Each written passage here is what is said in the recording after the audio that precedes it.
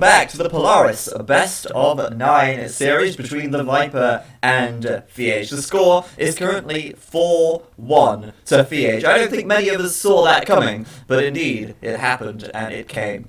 But we're going into game number 6 now, where if Feage wins this game, he will win this series, and that's kind of a big deal. Of course, it is the first to 5 wins, as this is a best of 9, and that means that there's still room here for Viper to make a comeback.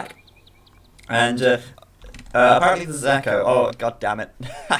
How many times am I gonna let that happen? I'm such an idiot. Echo hype. Everyone wants the echo. Like, you guys, you know what? Just seeing how hyped you guys get when the echo happens makes me want to just cast an entire game with the echo. But I don't know if that, I don't know. Like, part of me thinks that you guys actually want that. But then another half of me thinks, like, people are going to tune in and they're going to be like, what the hell's going on right here? What is this guy doing? Does he not realize his microphone's broken?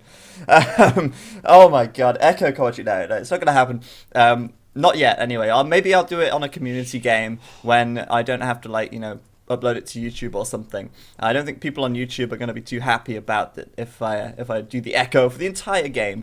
But anyway, once again then, Viper versus Feage, and Viper in his usual colour of yellow, over to the west of the map, and he is playing as the Mayans, and we have Feage down to the south east in the red, playing as the Huns. So Huns versus Mayans, and like I said to you guys just a moment ago in the stream, I do feel like the Civ variety in this series has been a little bit lacking, and oh my goodness me, Age of Empires 2 has stopped working. Well, I guess these guys may have played this game with the War is Coming mod. Why was it crashed?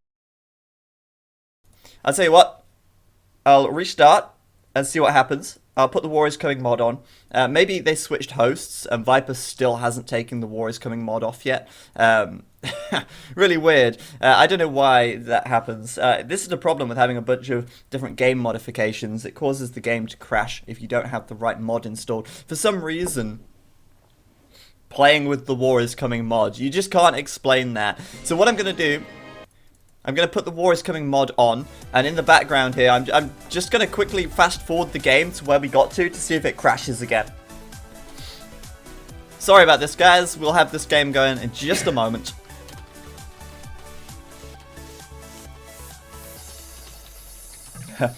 Yeah, I think, you know, purple pink is the best color in the game.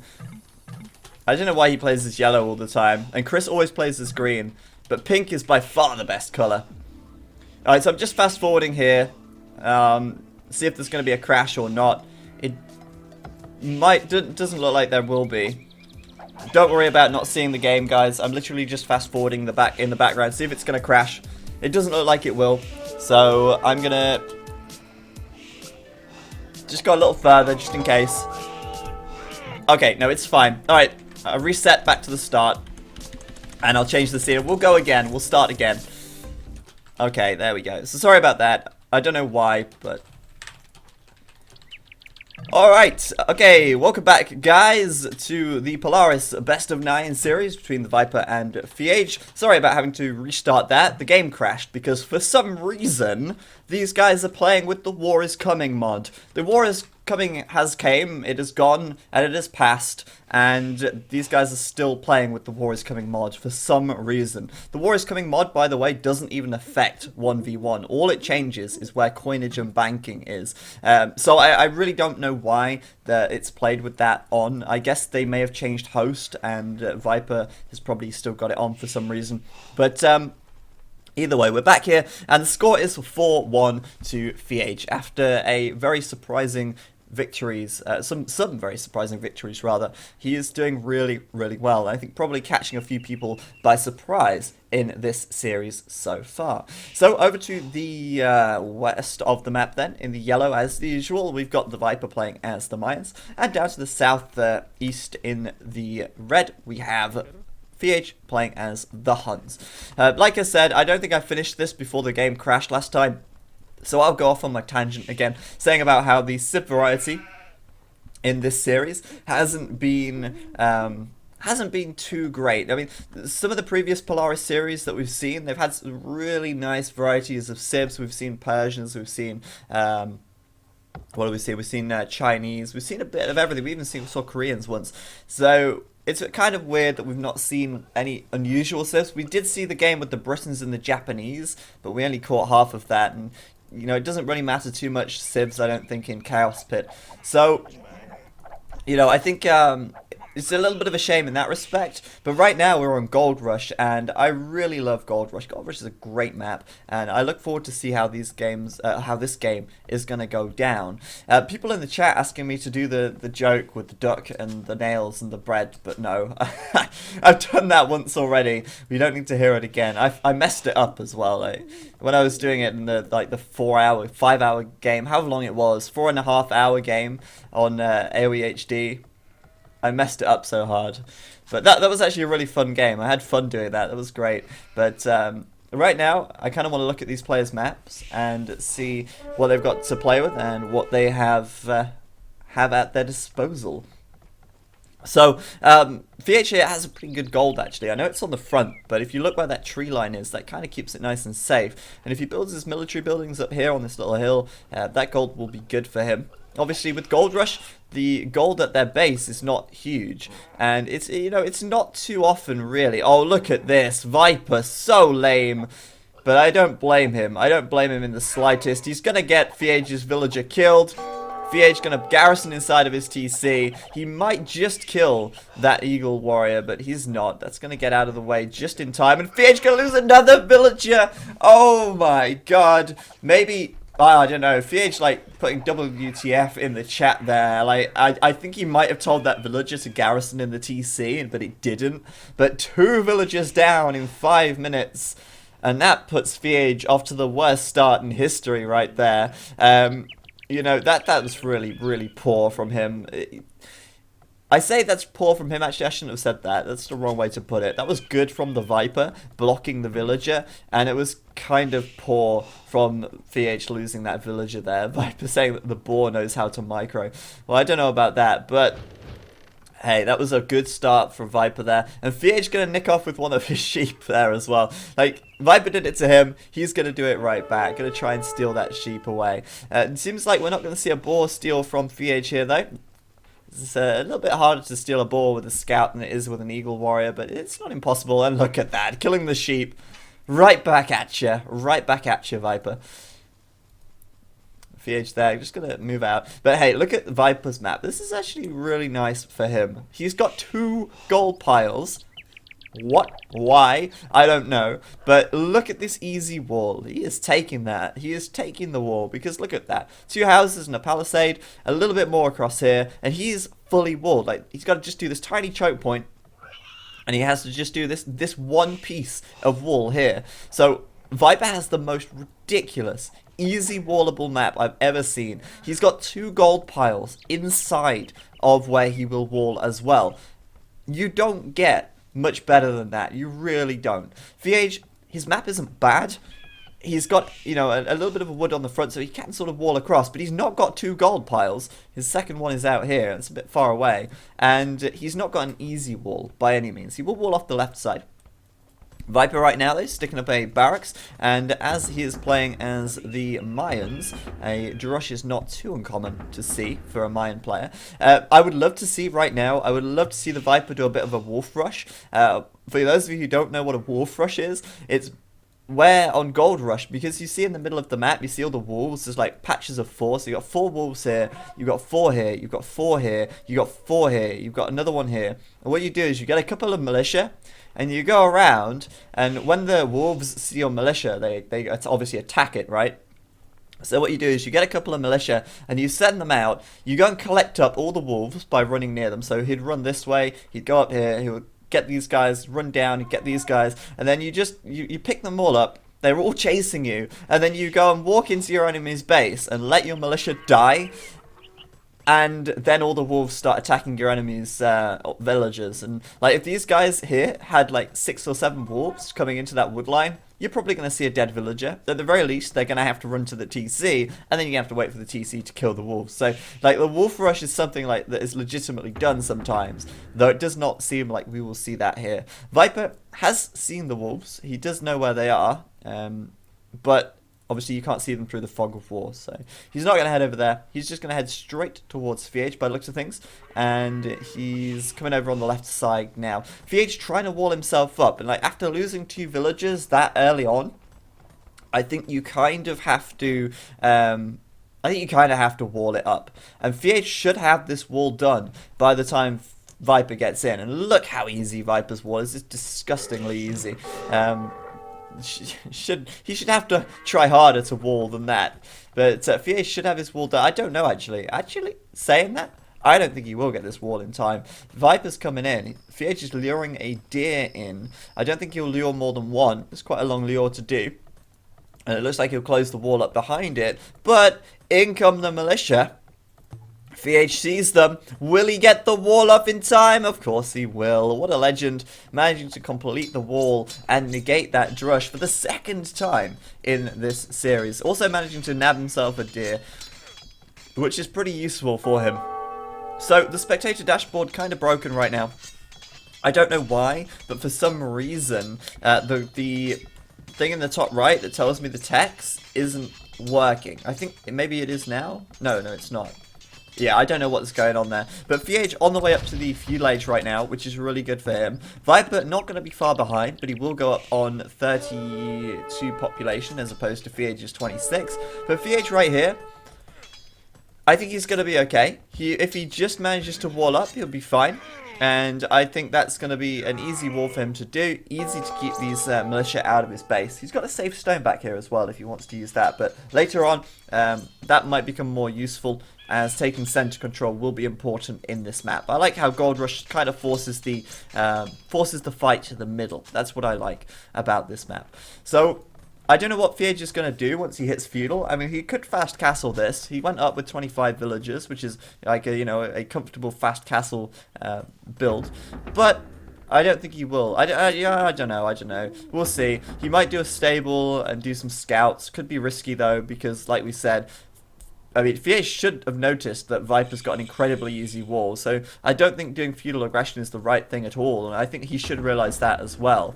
And he should just fast castle this, really. Blacksmith coming up, and we need a little bit more wood from Feage here, and Feage will just put up his 2nd building, which will probably be an archery range, given that he's not doing any feudal aggression. Viper on the front, taking the deer, and of course he will fast castle this, there's no doubt about it. I mean, he's walled up, he's got militia out front.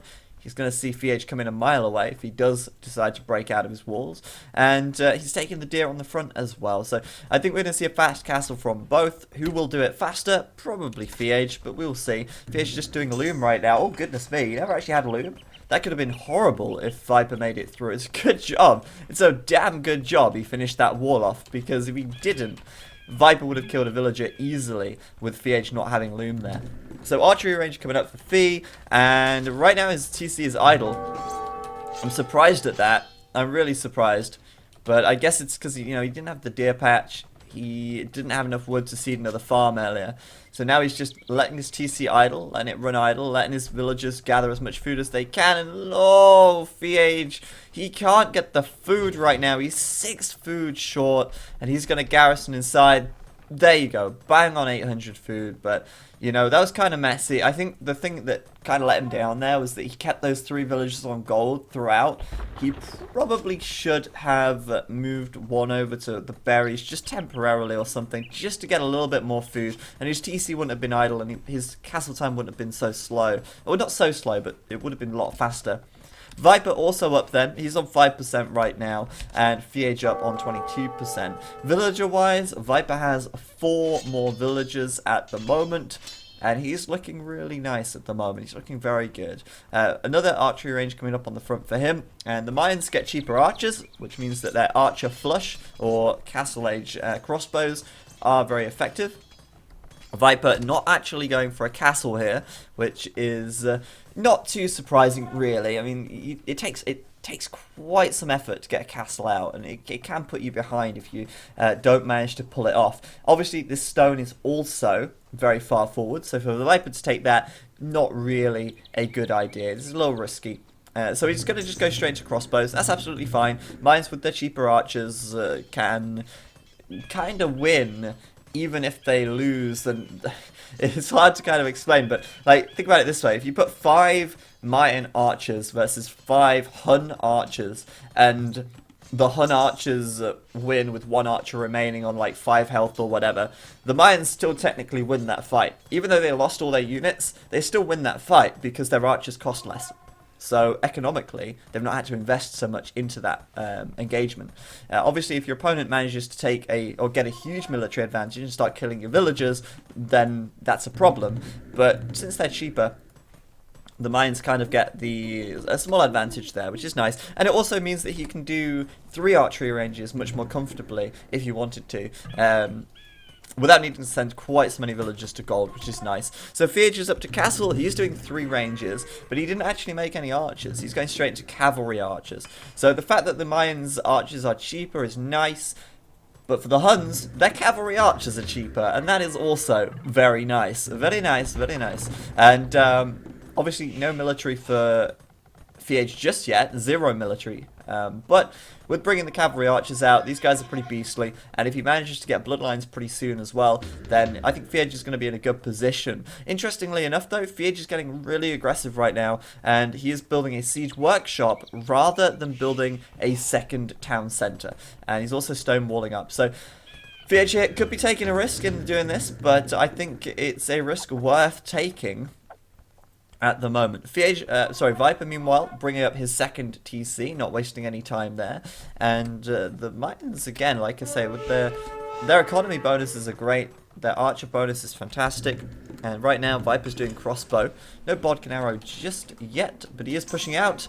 And with crossbow done, and Feage not having bloodlines done, I think that Viper could probably, with a little bit of micro, take a few cavalry archers here comfortably.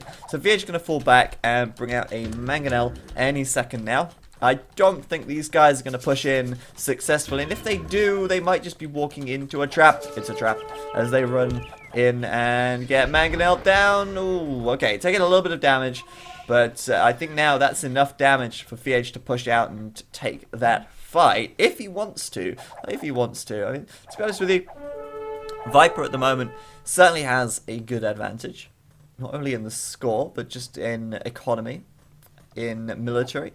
Pretty much everywhere you look at it, every way you look at it, Viper has a small advantage here. But right now, Viper should be doing bodkin arrow any minute. I think at the moment he's kind of delaying that slightly. Oh, no way. No way. Those militia nearly... Oh, they're going to take it? Are they going to take it? No, he's going downhill. That's so silly. Don't go downhill. There you go. He's kept it alive. That was close. Feage nearly losing his mangonels, those militia there. That would have been really bad. But, yeah, I mean, Feage... I think he's not in a terrible position. I know Viper's has the advantage right now, but I don't think Feage is in a terrible position. Look at it this way, right? Feage has got 33 villagers versus Viper's 36, but Feage lost 2 villagers in the Dark Age, so, you know, to keep that close in villager count is pretty good, and he's pushing out right now. He might find himself some kills. We'll see. Viper still does not have bodkin arrow yet, and he should get it any second now. I think he's probably floating a bit of food for it. Look at that, leaving his TCs idle. Leaving his TCs idle so he can get the food and do bodkin arrow. There you go, he's going to do bodkin arrow any second. Any second now. Nope, he's not going to do bodkin arrow. I thought he... What is he doing then? What is he doing? If he's not doing bodkin arrow. No, he is doing bodkin arrow. Alright, there we go. I don't think Viper even knows what he's doing at the moment. I know what he's trying to do, but he didn't do it. He queued up villagers at his TCs, then cancelled them, and then did bodkin arrow, because he remembered, you see. He remembered that that's his plan. So, Feage going in, losing a few cavalry archers there, and that was probably an okay trade. Coming forwards with the mangonel though, and could get some damage done onto this TC. I think that Viper right now, they're being up to 3 TCs and being the mines, having the 20% longer lasting resources. His economy is in a good spot. And Feage right now lacking the upgrades. He's lacking that +2 upgrade, which means he's pretty outranged as well. So it's all well and good having the stronger cavalry archers, but he is outranged. Good trade on the Mangonel though. Feage going to get that. But like I say, 4+1 range versus the 5+2. So that's 5 range versus 7, and that gives Viper 2 range advantage, and that's really nice when fighting the cavalry archers. It gives you the opportunity to micro much more effectively, and even though the cavalry archers are stronger pound for pound, at the moment Viper's got numbers and he's got that micro advantage, which he should take. At the moment, Feage should be doing Bodkin Arrow as soon as he can, because if he engages this without Bodkin Arrow, it could go pretty badly wrong for him, knowing how well the Viper can micro. That Mangonel is gonna stay alive, just with 1 health remaining. Wow, he shouldn't have got away with that. And worth noting as well, Feage lost the repairing villager here on the front as well there. That Mangonel gonna make it back home. Feage though, with the black. Oh, you're kidding me! Viper sniping it with one of his crossbows.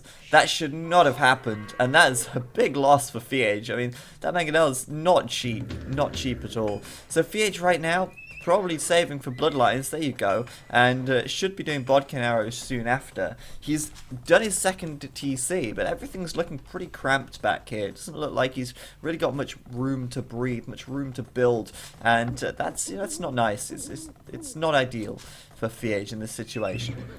To be honest though, if he gets a good number of cavalry archers, he could be in a great position. It looks like he's going to go out for a counter-attack. I feel bad for Feage here, just because of how easy Viper's wall-off is. He didn't even have to try, really. He didn't even have to try. That wall-off was just so easy. So Feage pushing out. Bloodlines is now done. And Bodkin Arrow is still yet to come.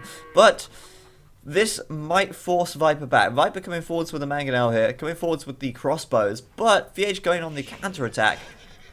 And that's quite a scary number of cavalry archers to defend from. Wow. A quick wall off there from Viper. Going to lose 2 villagers, and that's important for Feage to kind of catch up to him with. At the moment, Feage, surprisingly, has more villagers than the Viper. Like, how's he done that? Magic, man. Magic, because Viper has 3 TCs. But like we've discussed many times in the past, more TCs does not equal more villagers initially, because those TCs cannot continue to work. All 3 of them cannot be working at the same time as soon as you hit the castle age, because you don't have enough food economy to do that, especially when you're creating such military like this. So much military. Such military. Much wow. So yeah, Feage here should have the advantage in this fight with Bloodlines, but like I said, until it gets Bodkin Arrow, Viper will out-micro him, and I think Viper may have ballistics. Yeah, he does have ballistics right now, so that's making it easier for him to fight this fight, and oh, he's going to take out that Mangonel. That's, yeah, a little bit risky from Viper to leave that out in the open like that. Gonna get taken out. But still, Feage does not have Bodkin Arrow, and it's hurting me right now. It's hurting me to see him go so long without that upgrade. It's so important. And Viper just picking off the units and microing back before they can even fire a volley of arrows, and that's kind of huge, especially now he's got ballistics. That's what I was looking for, because he can just pick them off and pick them off and pick them off. And Feage so far really not coming out too well in these fights, and I think what we should do is have a look at the return on investment for these players. At the moment, apparently the return on investment is 0. I don't think that is correct. Apparently the KD is also 0. Spectator dashboard is a little bit balked at the moment. I don't know what's going on with it in this game. It doesn't want to play nice. So currently, KD is actually in favour of Feage, which is kind of surprising, I guess. Well, not too surprising, but he certainly has lost more in terms of resources, I feel. So Feage now moving out with his 3rd TC. He's still got a 4 villager advantage, so it's not too bad actually. This 3rd TC coming at a very good time for Feage. I think what Feage needs to do though is really just push out and get some villager kills, get some eco kills, try and get some, just try and hit his eco a little bit, because the mines do have a strong eco. But oh man, that is a bad fight to take. That is a terrible fight to take. going in there on the front and just getting sandwiched between 2 crossbow armies and 2 mangonels, losing a bunch of cavalry archer. And finally, Feage has got Bodkin arrow, which probably led him to push out there. But that did not work out too well, and once again, losing out those Mayan crossbows. Viper now bringing up the castle on the front, and you know, it was about time, but he did get that castle, and now he can make the plumed archers. I feel like this is going to get a little bit dicey for Feage now. With the plumed archer production in full force, Viper letting go of the archery range production for now. He's still got a good number of crossbows out. He's still got a 6 military advantage. And he is looking great. Feage doesn't seem to be able to pull off a successful counterattack. And that kind of is worrying for me at the moment. Viper at the moment, 2 villages ahead. It's stayed pretty close throughout actually, which is nice. But Viper continuing to take quite a bit of stone right here. And we may see a second castle in the not too distant future, as he has a lot of villagers taking stone. I mean, what's that? 3, 6, 9, 12, 13 villagers on the stone there. So Feage still looking for that counterattack and still not finding it. Meanwhile, Viper pushing out across the front of the map. These crossbows haven't really done much eco damage to them either. But I guess when you're playing against cavalry archers, it can be a little bit risky to just push your opponent and leave your base exposed. But now Viper's got the castle up here. I think he feels a little bit more confident to push out, and feels like at this point he could just go for it, maybe do some damage with this mangonel on the TC, who knows. He has scouted that town centre. He's also taking up some relics right now, which is always worthwhile. Never forget the relics, guys. Never forget the relics. They really do help. They really do help. So with the plumed archers now, I feel like Viper's not going to have an easy time pushing into this. I think he needed to do eco damage before the plumed archers made it out onto the map. It looks like he's going to lose this mangonel as well if he's not careful. Viper attacking ground, missing unfortunately, but those plumed archers will finish it off, and that mangonel shot will surprisingly connect. I'm amazed that that connected. So Viper going to feel a bit ballsy now, I feel. He's got +2 defense. He's got +2 attack and range, and he's got ballistics as well.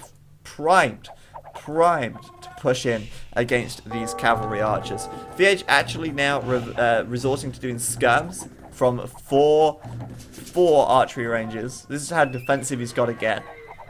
Putting a scout for some reason, I can assume that's accidental, and just running headlong into these plumes, which is not nice. I mean, it's... yeah, I mean, I don't know what really his plan is here. I don't know what plan he could possibly have. He's defending from below from at the bottom of a hill. He's pushing up with elite skirms. I mean, these are going to be okay for now, I guess. But, I mean, elite skirmishers against plumes, we spoke about this in the last game. When the plumed archers are fully upgraded, elite skirmishers are not really a strong counter. They do lack their abilities. Oh, hey there, Rez. I don't know if Resonance has just joined the chat, but he's subscribed for 12 months in a row. It's our 1-year anniversary, Rez. That's that's a very happy thought. Thank you, man. Hannah's giving me like stink eye right now. She's like, "Oh, how dare you say that?" You know what I mean. Thanks, man. Much appreciated. But look at this in the middle of the map. Feage just running in and just getting cut to bits, and it hurts to see this because the Huns should have that early game advantage. They should be pushing, they should be poking holes, they should be raiding wherever they can. And Feage just hasn't managed to do any of that this entire game. There's that second castle from the Viper. He did not waste any time getting that up, and a third will be on the way very soon as well. And the plumed archer production for Viper right now is off the wall, man. It's off the charts. He's gonna be so far ahead in the military count before long. And even with the skirms here, I don't feel like Feage is in a great position. Holding out in the center of the map. At the moment, gold is now starting to become an issue. I feel like the main gold of Feage is gone.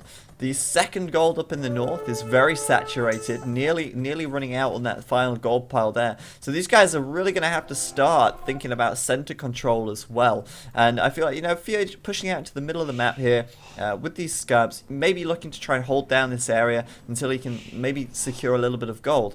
But Feage doesn't have enough for a castle yet, and, you know, a castle is not really high up on the Huns' priority list, because the Huns aren't really relying on their castle unit. The Tarkan is rarely seen, it's rarely used, and when it is used, it's rarely that effective as well. Viper now pushing up, he's coming in on both sides, he's against 2 mangonels. It looks like he will get the mangonel down though, right here. Oh, great shot. I'm surprised he didn't go for the mangonel here with this one, but he will get it down with his plumed archers. We've got a scout out for Feage, and it looks like with a great mangonel shot on the right side, Feage will win that fight, and that was a much needed fight for Feage there. Finally, just taking the military advantage by 1. But Viper getting his castle up and securing a little bit more center control. That gold is now safe, and he can take that comfortably. Where is he going, though? Well, he's going over to the left side to put up another castle, okay, and that will secure a little more gold for him. So gold's not going to be a problem. Feage, meanwhile, coming forwards with a castle here. Again, that's not a great location, because it doesn't really secure any gold for him. The problem is, if he did put that more further forward, that could be really risky, because you expect the Mayan player to reach the Imperial Age first. But saying that, Feage is on the way up, and that's really nice to see. Feage then actually reaching the Imperial Age right now. I think Viper could have done it a lot faster if he didn't put the priority on these like 4 castles here. But Feage now gonna have to defend from the plumed archers, and gonna have to secure himself some gold somewhere. This gold is not gonna last him much longer, and once you get to the sort of, you know, once you're going up to the Imperial Age and you hit the early Imperial Age, that's when it gets really costly on the gold, because you need all of those upgrades, and it's not cheap, man, it's not cheap. So a lot of not plumed archers, skirmishers still coming out, and Feage just gonna try and hold the middle. He's putting a TC here, and this is like not a great position, because that castle's a little far away, and Viper could pressure that quite easily. Right now, Viper is behind still by 3 villages, but it's really close, in fact, and Viper is also now on the way up to the Imperial Age. He did a little bit of market magic. I think he sold some resources at the market there, because he had absolutely no gold a minute ago. But look at this, so much gold secure, and look at this, absolutely no gold secure, really. These plumed archers, if Viper's paying attention, could get a few kills, could even deny this TC. And it looks like he will get a few villager kills right here, as Viper builds yet another castle in the center of the map. Man, 5 castles from him now. And this is like, he is so primed. He is so primed for this. He actually denied the TC as well, which is kind of a big deal. And now we're going to see Viper chipping away at that with his mangonel on the hill. But honestly, man, that is a big loss for Feage. He's now got no safe gold. This gold's very close to being depleted. And with 5 castles for the Viper, it's going to be plumed archers for days, guys. It's going to be plumed archers for days. And Feage has no real answer to that, because at the moment, doing pure skirmisher is not going to be good once Viper hits him and he gets these plumed archers fully upgraded. Once he's got all the defense upgrades on these plumed archers, they actually have more pierce armor than skirmishers, and that makes them pretty effective at dealing with them, even with the skirmishers' attack bonuses against archers. So Feage there deleting his town center, it won't complete, and that is the worst situation for him right now. At the castle, there's no trebuchet coming out, and that's a worry. He is, however, doing light cavalry right now, and I think this is like him realizing that there is no gold to be had, and he now has to basically go pure trash. You see how many farms he's got. He is going absolutely nuts on the farms, and he's going to light cavalry, possibly Hussar. I don't think that is going to go too well for him. So much hype in the chat because Jazz Blaster just subscribed for 6 months in a row. For some reason, the pop-up doesn't happen. There's no Wallalow sub-hype when the resub happens. I don't know why that is. Twitch Alerts doesn't like me. Viper coming in on the right-hand side. Great number of plumed archers out here. A lot of villagers going down. A lot of farmland denied. And Feage here, even though he's just hit the Imperial Age, where are those Imperial Age technologies? They're not there yet. And Viper now also hitting him. now doing mass trebuchets. Holy shit, lots of trebuchets coming out from him. Bracer coming in, and he's all over this right now. He's absolutely all over this right now. I feel like Feage here, with just that single castle and single trebuchet, it just doesn't hold a candle to what Viper has going back here. Feage has no idea either. Like, he sees the 1, 2 castle, maybe he thinks that's a third, but he doesn't see what's going on over here. And Viper is a fantastic Mayan player. We're going to see Siege Ram coming out from him soon. He's doing capped Ram as well at the moment. And just mass plumed archers, which is so difficult to push into. And I think even more difficult is the Huns as well, because the Huns don't get Onager. They don't get anything along those lines, and it's GG for Feage right now. He just, yeah, I mean, Feage at this point, with no gold income, he's unable to realistically push against these plumes.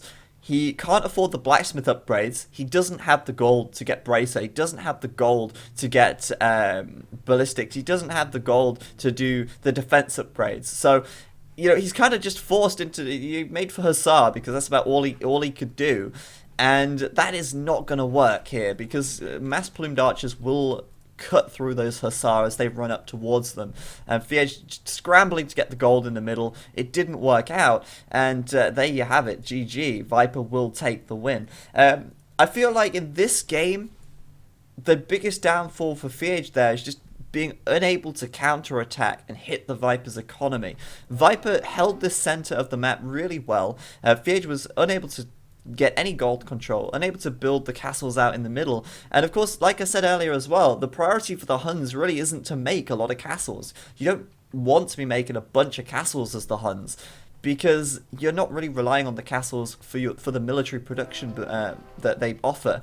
The Viper will want a lot of castles, so it's a twofold thing for him. It's like, you know, a double whammy. He gets the castles, the map control, and he gets the plumed archers to boot. And with that, I think a pretty easy win for him. Obviously, Feage off to a bad start, losing the 2 villagers there at the beginning. But I don't think that impacted the game too much in the long run. Just unfortunate, really, that Viper was just too strong this game. Too strong. So, unfortunately, for Feage, he's going to have to give it another shot at the match point game. It's now...